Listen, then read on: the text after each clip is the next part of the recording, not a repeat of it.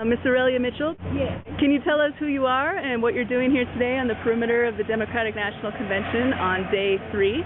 My name is Arelya Mitchell. As you pointed out, of course, I'm publisher of the Mid-South Tribune newspaper, an African-American newspaper, and it's the Black Information Highway.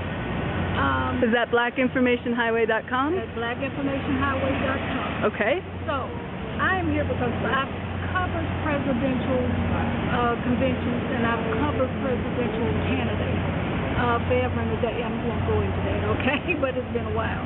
I am here because, first of all, this is a very historic occasion because it is the first time an African-American president candidate has gotten this far that he's a nominee, actually. So you want to be here for history. So that's why I'm here. Also, as a journalist, as an African-American journalist, it is historic because, again, it has happened. Absolutely. I always thought it would happen. Unlike some people I do know, I thought that I would live to see the day of an African-American presidential candidate.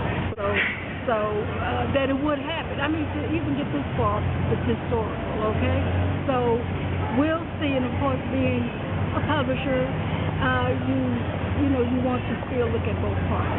Anyway, be that as it may, we want to look at both parties and also believe that African Americans should look at both parties as well and make demands.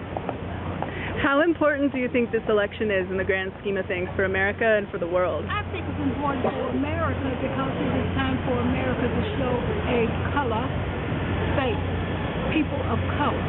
We live here. We should be more part of the economic mainstream, but we're not. That needs to change. The world is color also, okay? So it is time for the United States of America to start dealing with people of color, with the minorities, and more importantly, even you put the politics of the presidency right here.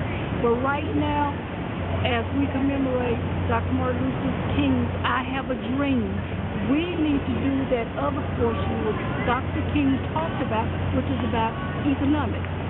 Nowhere, when you talk about the American economic mainstream, do you include black businesses, black economics? We're not in that economic model at all.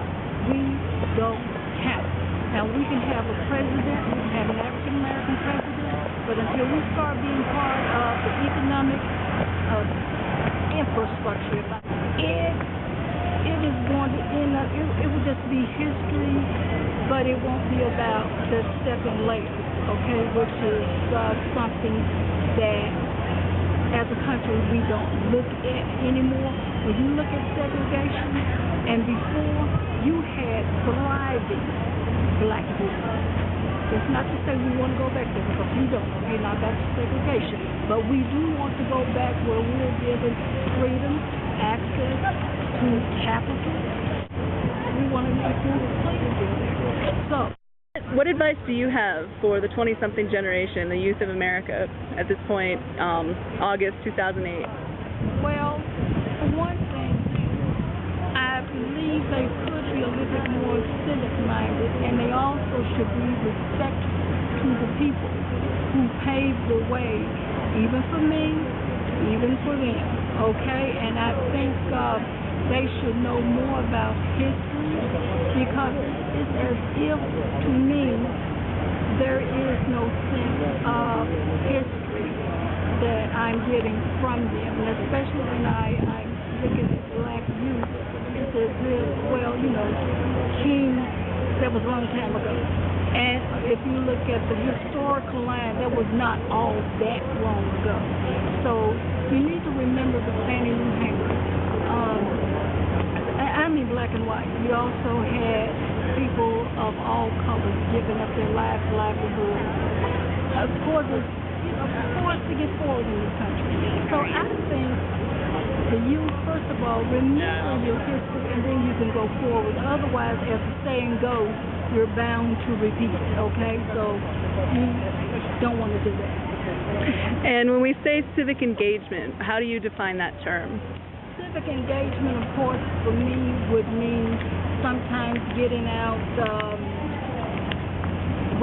let's say, you have boycotts, okay, if it's something worthwhile, demonstrating.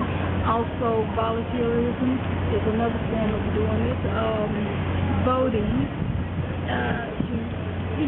Too many people have died, so you should vote, especially women and African Americans, because of the movement that is there.